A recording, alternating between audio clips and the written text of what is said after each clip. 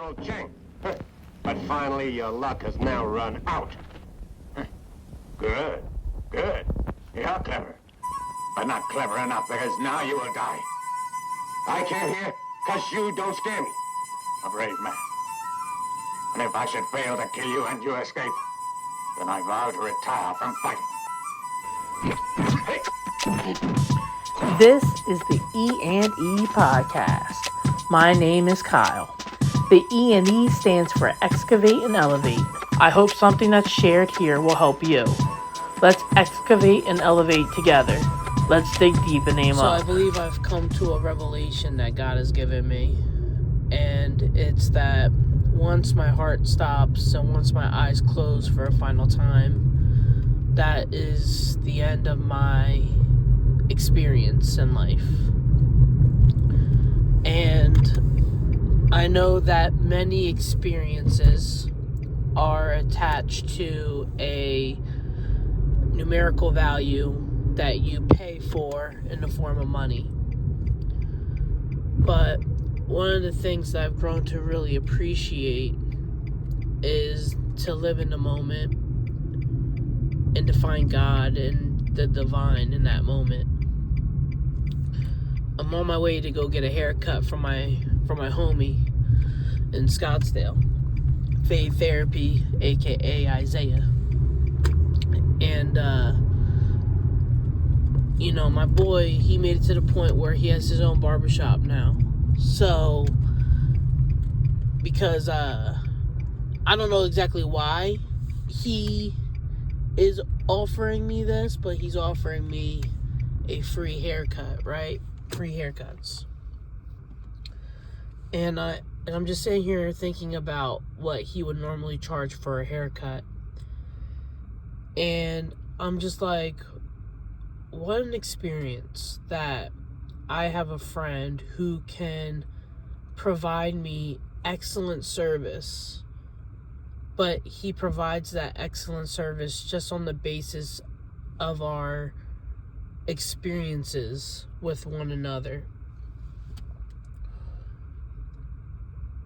And I began to think about how there is no money attached to this transaction. However, I want to give him something for his time, for his kindness, for his personality, for his willingness to give free. And then I realized, if you take the pressure of needing money off of life, you have the ability to explore who you are and what you are. And I believe that that's kind of been the path and the journey that I've been on, is a path of personal discovery. I'm trying to write a book. I'm trying to make music. I'm teaching myself how to code. I want to get into cybersecurity. I clean pools for a living. I've done carpet cleaning. I've done some residential wiring. This is me. I'm currently recording. And it's all experience. It's all life.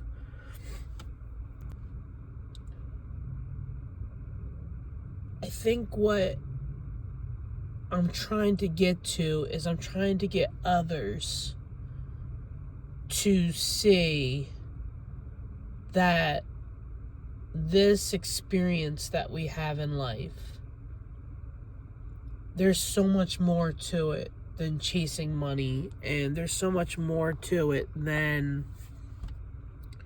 paying taxes. Now, when I clean pools to make money so that I can pay my bills.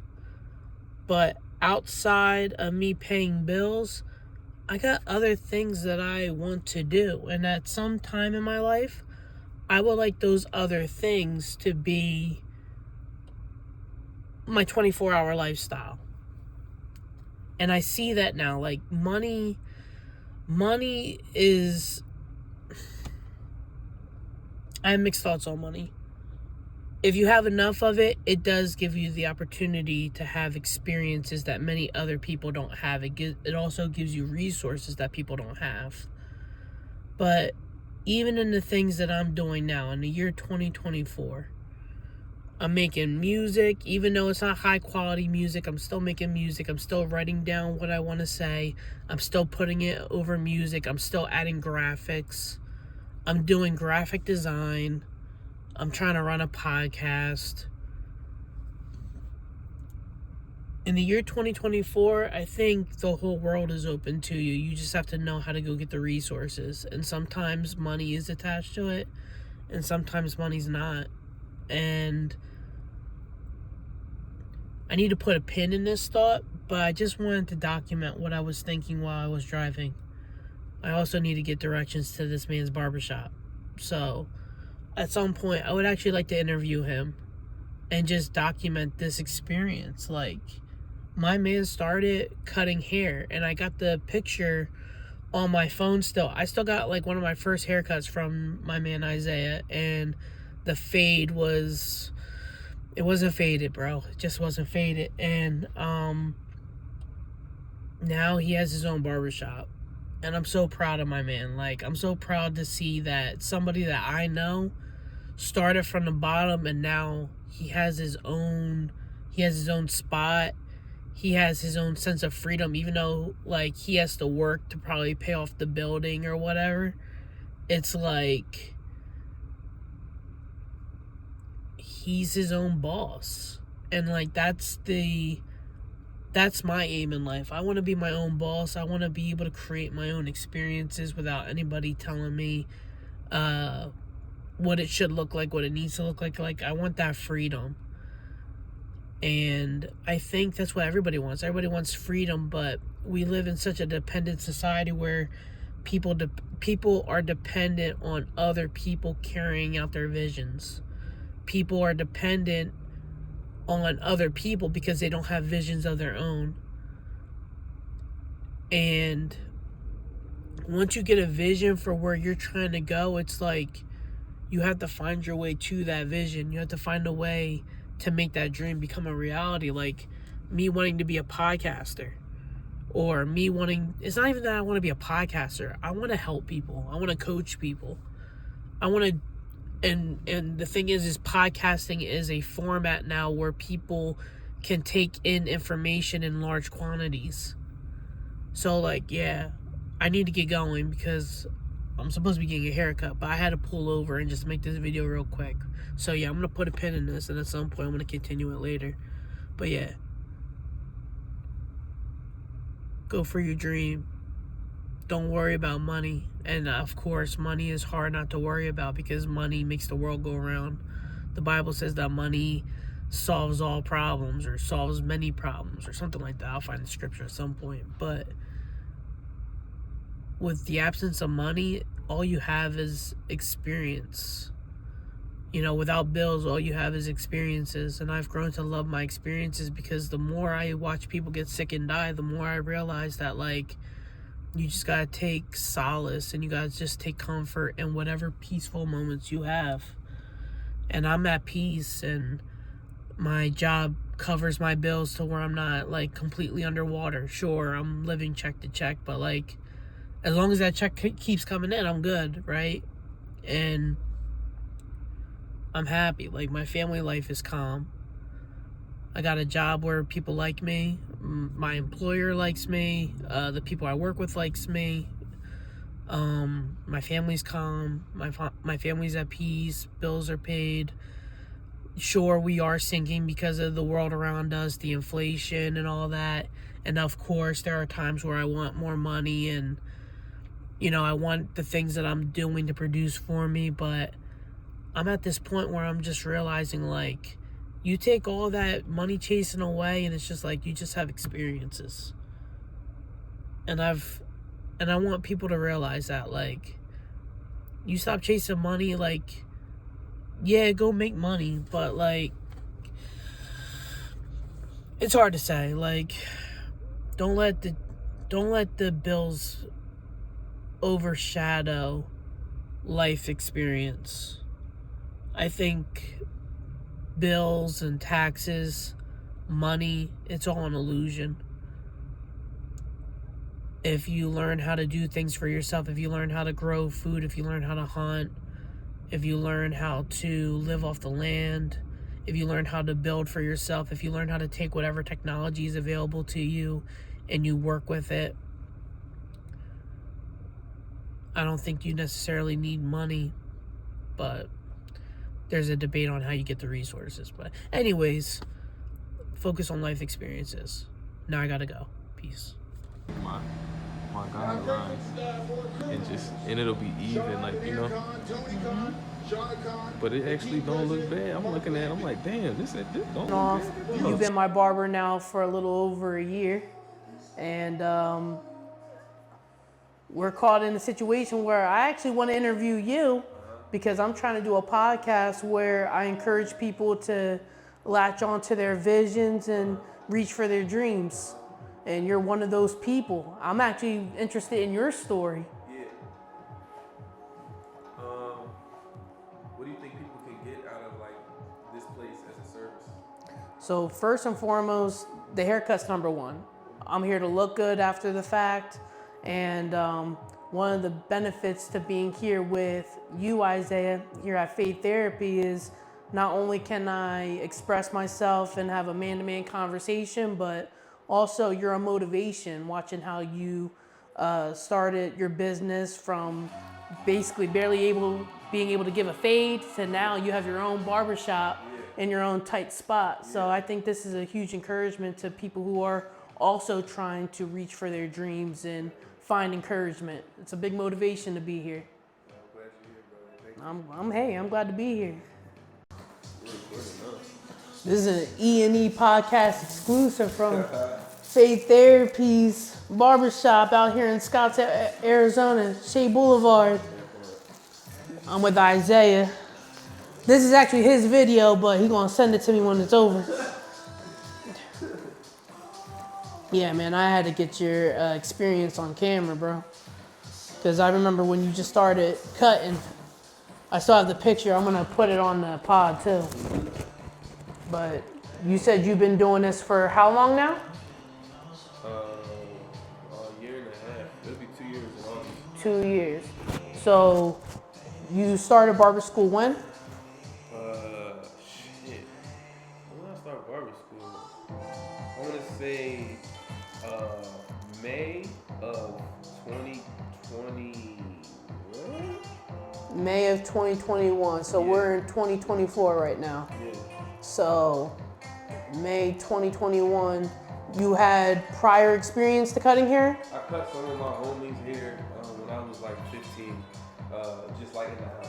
Okay. Yeah, and then my homeboy, SP Warren. What up, Steve? I like messed him up one time. We was getting ready to go to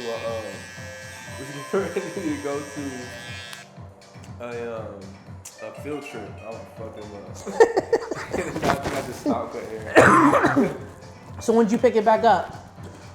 And why? 2021, man. May, out here.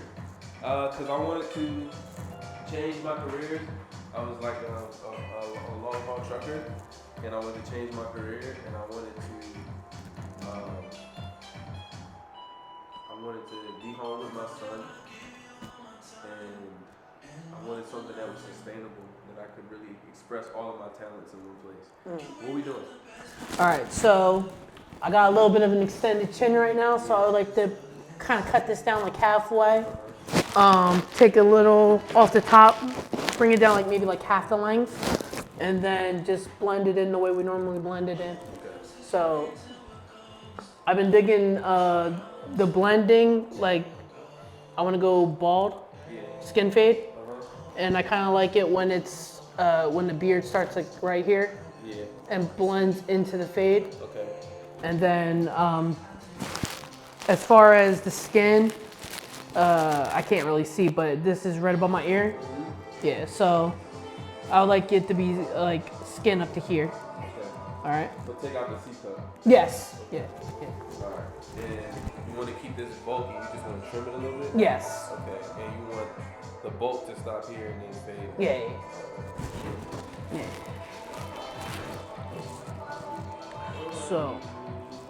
So you want to be next to your son? Yeah, man. My boy. So I know why you call it fade therapy, but why do you call it fade therapy? What's the angle behind that? So I just wanted to create. Bro, I'm big on space. When I was younger, the first like when people used to be like, "What you want to do when you grow up?" The first thing I used to tell people was I wanted to be an architect. Okay. That's my first thing. And I probably didn't even know how to spell that shit, but like I've always had this interesting relationship with space, and I felt like when it came to spaces for men to be themselves, to be honest, to be vulnerable, to be politically incorrect. I felt like we don't have a lot of spaces like that. Like on top of that, we're conditioned to, you know what I mean, like just be strong, tough. You know what I'm saying, and not really Right. have no emotions or opinions about anything for real. And so, you know, there's a time for that. There's a time for putting your emotions or, you know, your opinions in the back seat and just getting the job done. But I was like, well, if there's a time for that, then there needs to be a time for the opposite. Yeah. You know what I mean? Which is for us to just be. And brotherhood is like one of the greatest gifts on earth to me. Because, you know, nobody, there is no real true empathy for men except for from other men. Right. So fade therapy was like my way of like putting that into the world. Like, yo, let's have a space for us to just be brothers and help each other through this journey. Cause life's a journey. It's a fight. It's a war. Yeah. You know what I mean? And a lot of men thinks it's every man for themselves. Yeah, but it's really not. Like you definitely got to do the work. Nobody's gonna pick up your load for you, but at the same time, just having somebody that can see and acknowledge that you are going to war every day, you are battling, and you are trying to create. That gives you a whole nother level of energy, man. When you got real men, especially men that you admire, Yeah. it's like, yo, we see you, and we want you to win.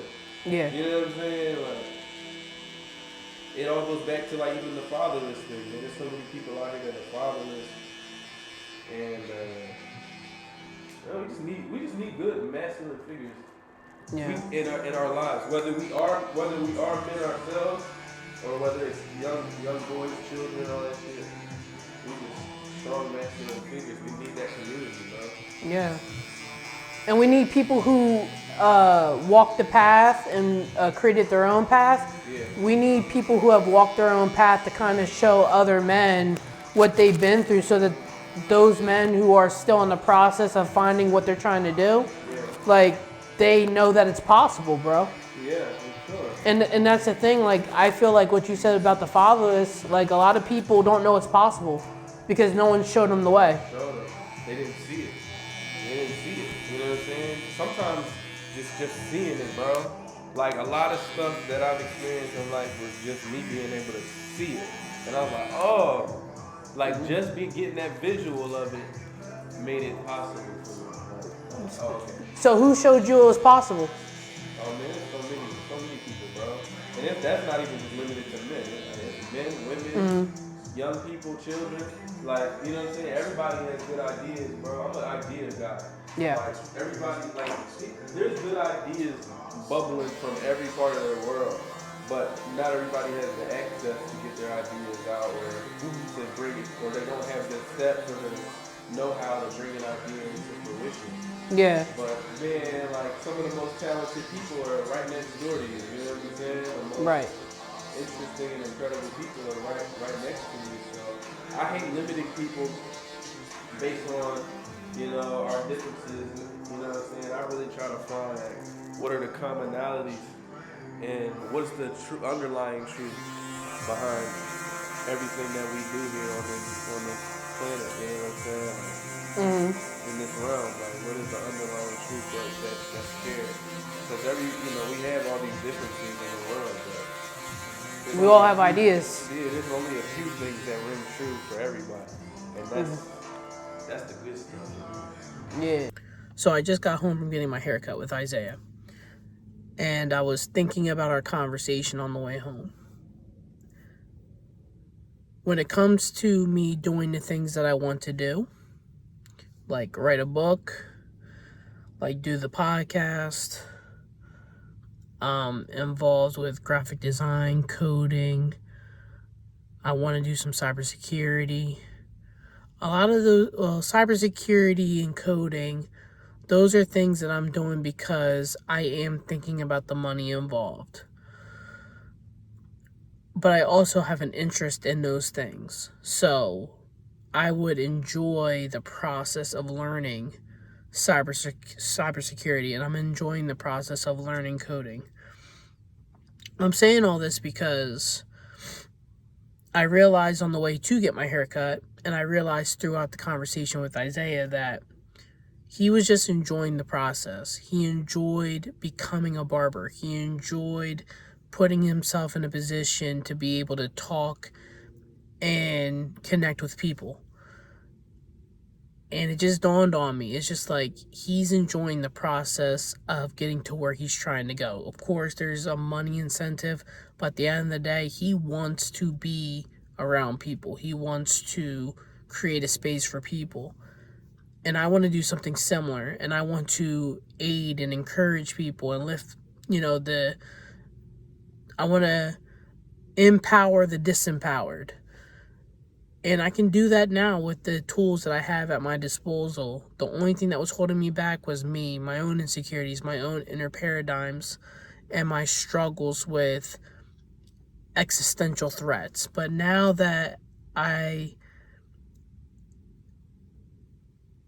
realign my thinking to just enjoy the fact that I'm doing the thing, just the fact that I'm recording this video right now, and I'm doing it from a place of, I'm actually just doing the thing. I'm doing the podcast. There's no anxiety because my motive is on the creation aspect. The fact that I'm actually doing the thing, the fact that I'm taking the action, the fact that I'm present. I'm present in the moment. I'm present in wanting to podcast. This is part of the podcast. And I'm doing it. I'm doing what I want to do. And the only thing that was stopping me from doing the podcast was the way I viewed the podcast, and I wasn't enjoying the process of making the podcast. I was more concerned with the outcome, and that's what my interview with